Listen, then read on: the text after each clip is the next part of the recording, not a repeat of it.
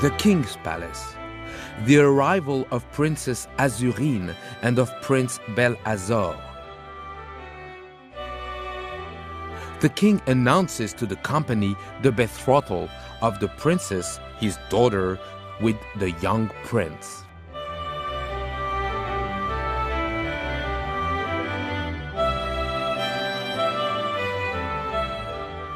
The fairy godmothers bring their gifts. The fairy Aurora gives the princess beauty and bestows a magic flower to guard her from evil.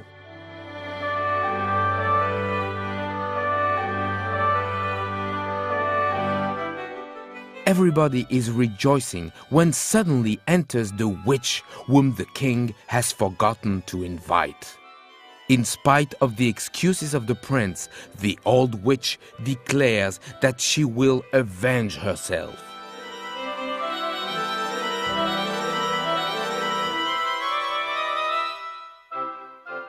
The Princess Azurine, still suffering from the excitement, enters her boudoir to take a rest.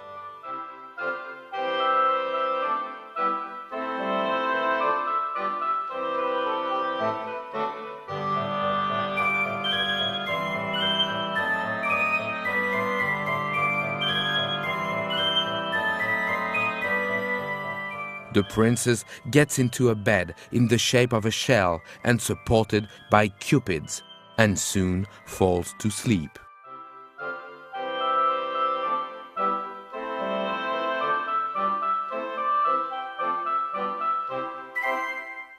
Suddenly, the witch appears.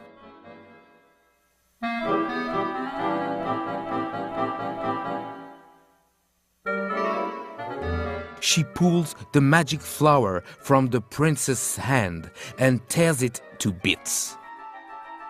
Then the old witch summons several demons, whom she orders to seize the princess and to bind her.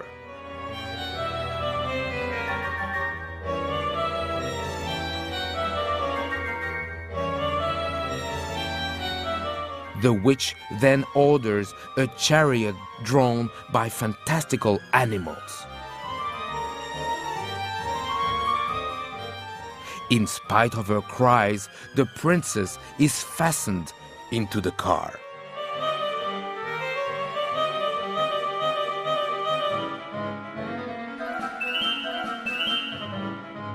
Hardly have they gone when Prince Belazora, awakened by the cries, rushes in and struggles with the demons who vanish into smoke.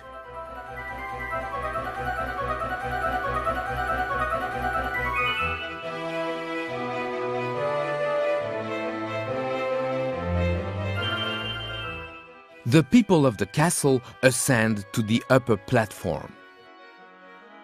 Suddenly, they perceive in the heavens the fantastical cortege bearing away the weeping princess.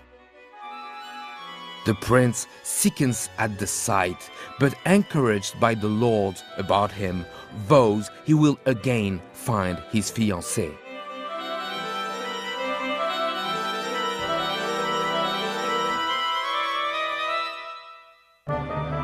The people in the palace descend in haste to the armory. They fall upon the weapons of war and quickly transform themselves into warriors, armed from head to foot.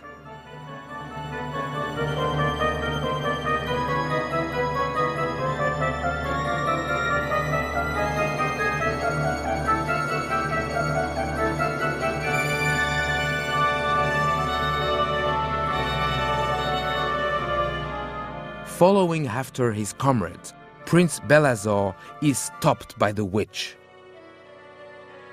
Laughing at his preparation, she announces that they are useless.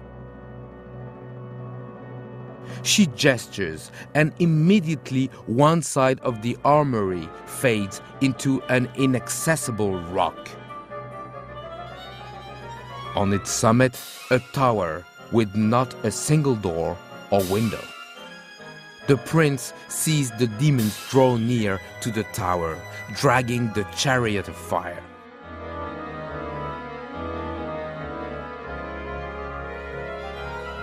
He darts forward, but the vision fades away and he falls against the wall of the armory.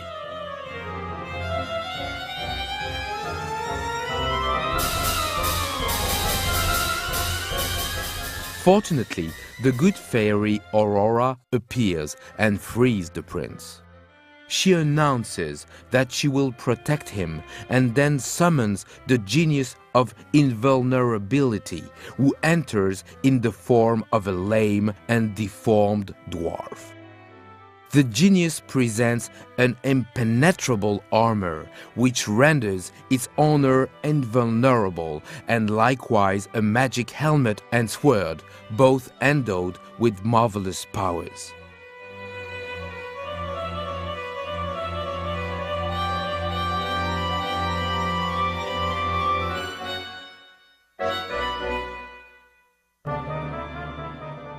The docks of a port on the ocean. The sailors of the Royal Navy are making final preparations before weighing anchor. The prince and his suite hasten aboard the galley, for Aurora has told the prince that the princess is shut up in the tower in the midst of the ocean.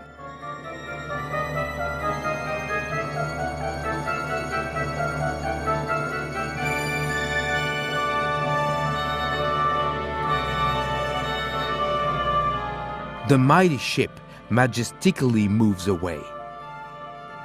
Hardly has it gone when the witch appears upon the dock. She laughs fiendishly and sets loose the elements upon the royal galley.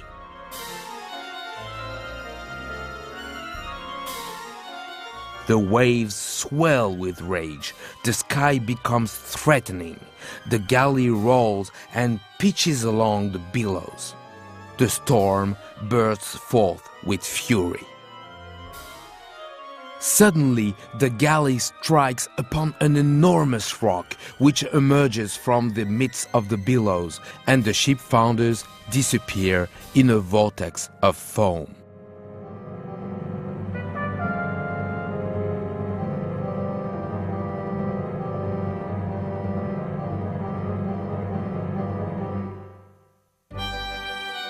Some water nymphs, attendants at the court of Neptune, visit the remain of the wreck so as to support to their lord, the god of the sea.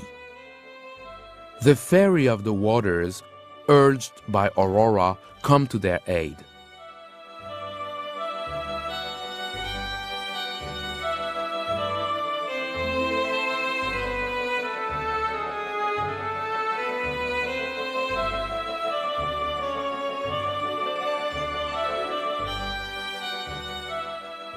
Prince Belazora, the chamberlain, and the majordomo, still dazed, follow with great difficulty through the liquid element.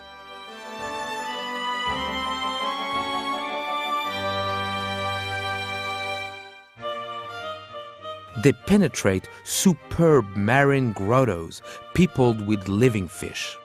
The fairy is leading the prince to the court of Neptune, and as the journey will be long and difficult, she gives the prince and his suite a means of transportation.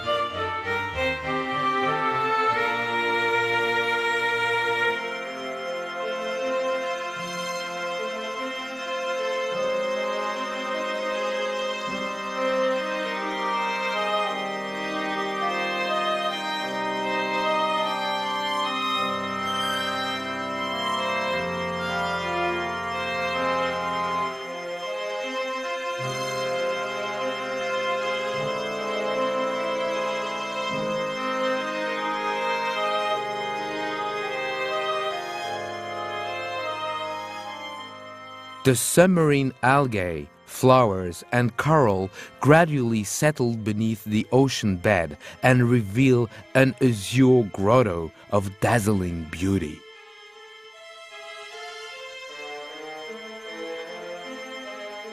The grotto gradually fades away and discloses Neptune seated upon his throne.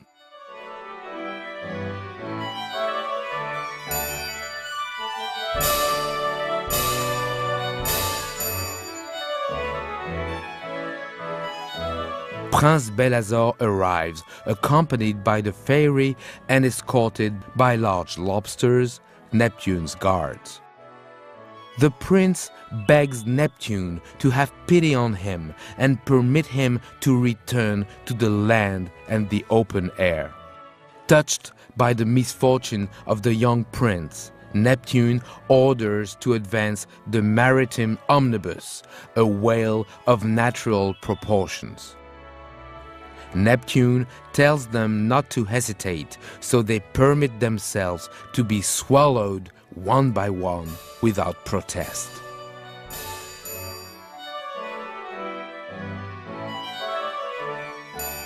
As soon as the whale has disappeared, the prince and his retinue spy the inaccessible rock and the tower in which the princess is imprisoned.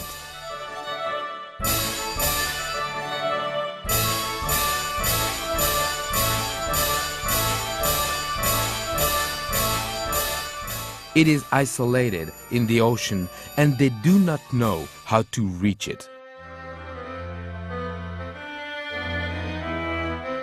Luckily, Aurora reappears, showing him the entrance to a subterranean passage which leads almost up to the bewitched tower.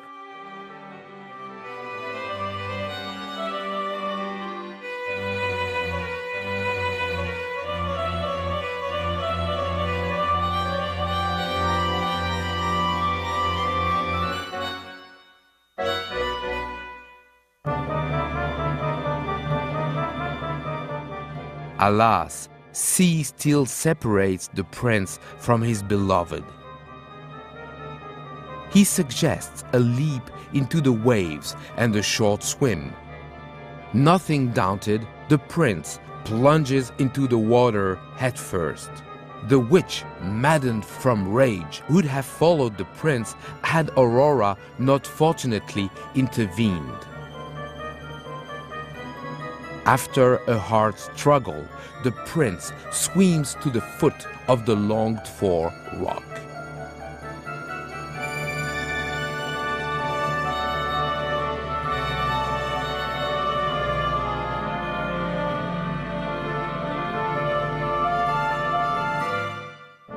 The witch, exasperated beyond measure, orders two demons to burn the castle.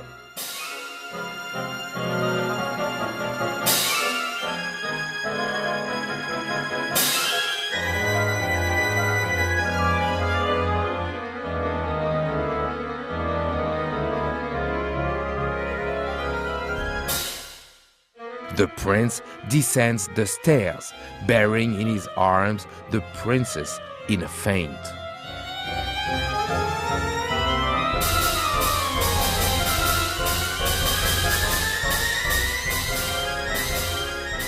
The prince, having made his way across the narrow strait with the princess in his arms, reaches the shore.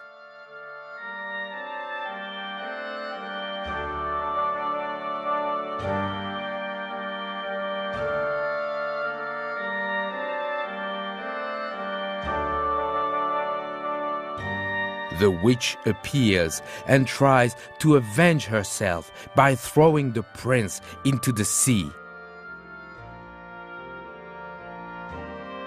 But Aurora frustrates her vain efforts by shutting up in a cask the old witch and throwing her into the ocean.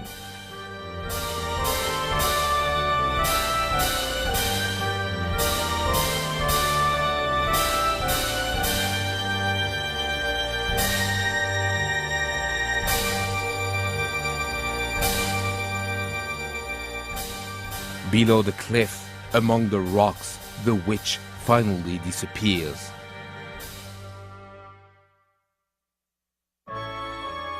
Upon the terrace of the palace, the vassals, noblemen, and other personages of court are assembled. The king in royal robes, the queen and the princess await upon a balcony the solemn entry of Belazora and Azurine. The crowd shout forth their delight.